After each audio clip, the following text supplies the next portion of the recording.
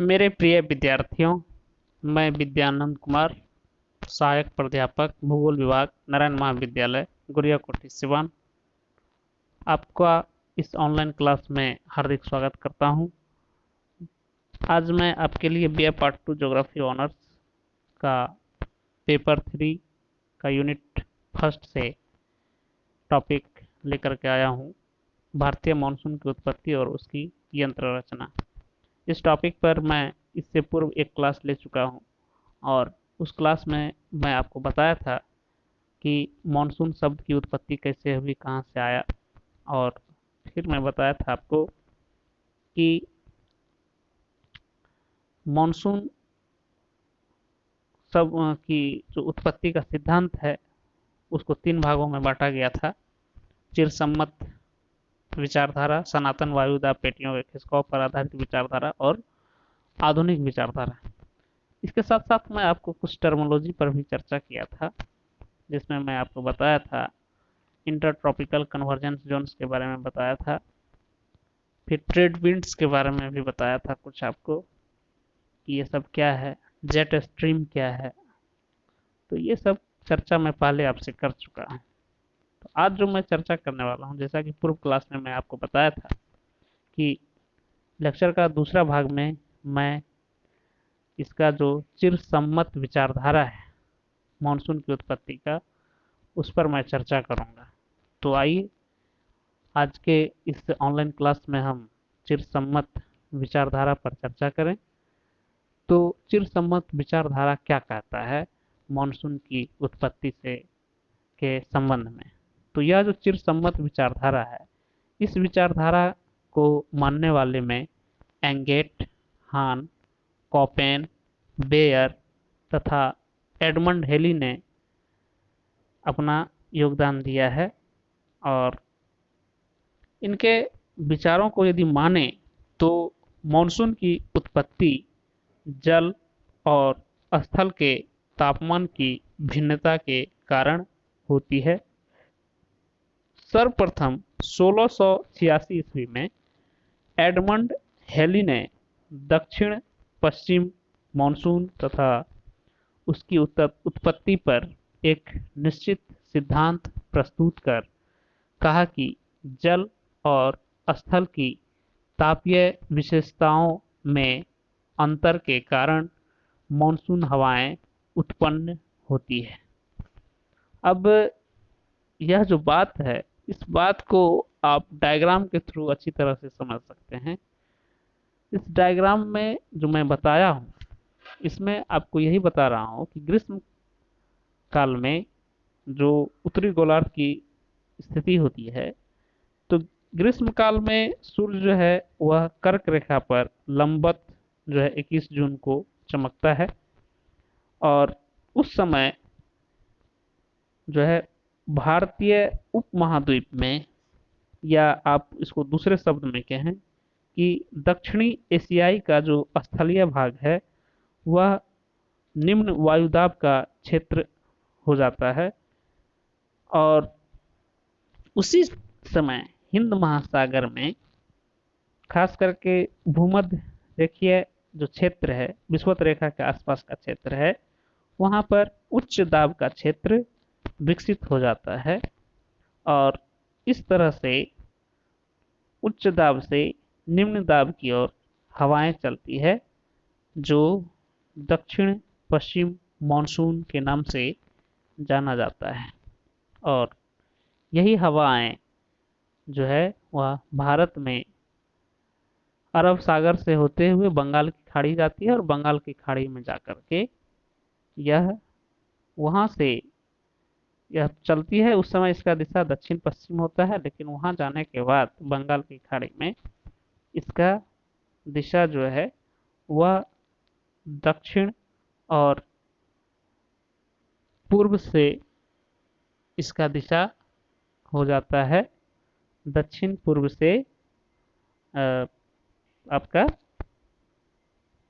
दक्षिण पश्चिम की ओर मुड़ने लगता है ये। और यह हवा तो दक्षिण पूर्व जो मुड़ने के बाद इसकी दिशाएं हो जाती है, वह दक्षिण पश्चिम मानसून जब अरब सागर से बंगाल खाड़ी हो जाती है, तो वहां पर जाने के बाद गारो खासी जयंतिया की पहाड़ी से टकराने के बाद इसकी दिशा जो है दक्षिण पश्चिम से जो है वह उत्तर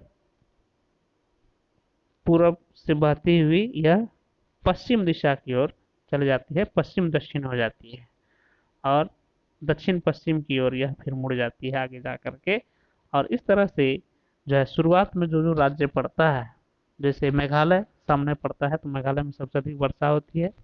फिर उसके बाद बंगाल, बंगाल में उससे कम, बिहार में फिर उससे कम, और बिहार से उत्तर प्रदेश उससे भी कम, और जैसे जैसे यह हवाएं पश्चिम की ओर जाती जाती है, तो राजस्थान तक पहुंचते पहुंचते यह हवा शुष्क हो जाती है।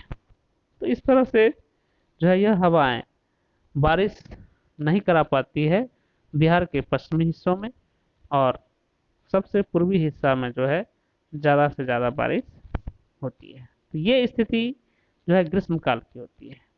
अब इसी में आप दूसरा जो फिगर देखेंगे शीतकाल में, शीतकाल में क्या होता है कि जो भारतीय उपमहाद्वीप है या एशिया का जो दक्षिणी हिस्सा है, तो उपमहाद्वीपीय जो है या महाद्वीपीयता का अत्यधिक प्रभाव होने के कारण जो है यह स्थल भाग समुद्र भाग के वनस्पत ज़्यादा ठंडा हो जाता है, और समुद्री भाग देर तक गर्म रहता है, जिसके कारण जो है महाद्वीपीय भाग में उच्च दाब का क्षेत्र विकसित हो जाता है, और हिंद महासागर का जो विषुवत-रेखीय क्षेत्र है खास करके, वैसे क्षेत्रों में निम्न दाब का क्षेत्र विकसित होता है। और इस स्थिति में हवाएं जो है वह स्थल से समुद्र की ओर चलती है, जिसे कि उत्तरी पूर्वी मानसून के नाम से जाना जाता है, या फिर आप इस मानसून को लौटते हुए मानसून के रूप में भी जानते हैं।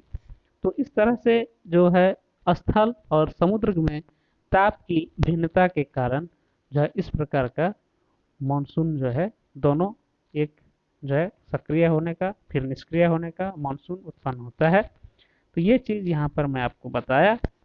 अब है क्या कि इसी चीज़ को यदि मैं थोड़ा ब्रीफ में बताऊं आपको, तो ब्रीफ में हम कह सकते हैं कि अत्यधिक महाद्वीपीयता और समुद्र के कम प्रभाव के कारण भारत का उत्तर पश्चिमी भाग शीत ऋतु में अधिक वायुदाब तथा ग्रीष्म ऋतु में निम्न वायुदाब का केंद्र बन जाता है।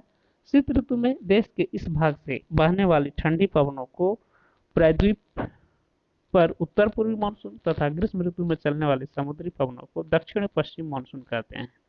दोनों मानसून पवनों के दिशाओं में परिवर्तन पृथ्वी के कोरियालिस प्रभाव के कारण होता है।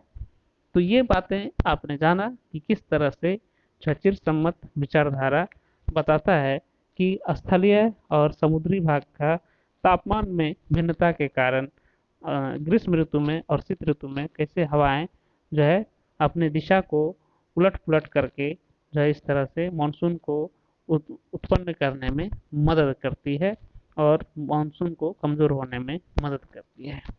अब है कि इस सिद्धांत का कुछ जो है वह दोष रह जाता है, क्योंकि यह बहुत सारे सवालों का जवाब नहीं दे पाता है। तो अब आइए कि इसके सिद्धांत का क्या दोष है उस पर चर्चा करें। पहला चीज है कि जून के मध्य तक भारत के उत्तरी पश्चिमी भाग में निम्न दाब विकसित होने पर भी वर्षा क्यों नहीं होती है।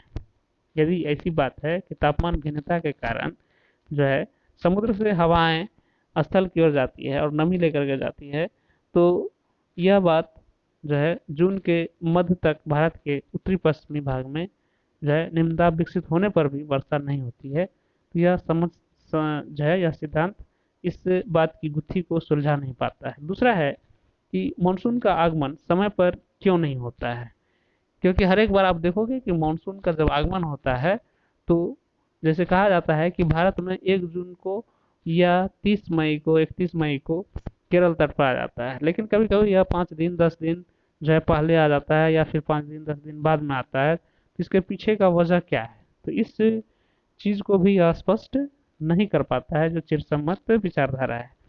तीसरा है वर्षा काल में भी सूखा क्यों पड़ता है। जैसे वर्षा काल में भारत में ही आप देखोगे तो भारत के भी सभी हिस्सों में बारिश सही से नहीं होती है, कुछ हिस्सा सूखा के चपेट में आ जाता है और कुछ हिस्सा जो है वह बाढ़ प्रभावित हो जाता है। तो आखिर वर्षा काल में कहीं सूखा और कहीं पर बाढ़ क्यों आती है, इस चीज़ का भी समाधान यह सिद्धांत नहीं कर पाता है। तो आपने देखा कि चिरसम्मत विचारधारा किस तरह से मानसून की उत्पत्ति के बारे में जो है वह चर्चा करता है। तो मैं उम्मीद करता हूँ विद्यार्थियों, छात्रों, कि आपने चिरसम्मत विचारधारा को भलीभांति समझ लिया होगा। और फिर जब मैं मिलूंगा आपसे, फिर अगला इसका जो भाग लेकर के आऊँगा, यानी कि इस ऑनलाइन क्लास का तीसरा भाग लेकर के जब मैं आऊँगा, तो फिर आपको बताऊंगा उसमें कि सनातन वायु पेटियों के खिसकों पर आधारित जो विचारधारा है वह क्या कहता है मानसून की उत्पत्ति के बारे में। तो फिर उसमें भी बहुत सारी बातें स्पष्ट होगी, और तब तक आप इसको पढ़ते रहेंगे, इसको समझने का प्रयास करेंगे। तो मिलता हूँ फिर अ, अगला जो है इस वीडियो का भाग लेकर के। तब तक के लिए आप स्वाध्याय करते रहिए, पढ़ते रहिए। धन्यवाद।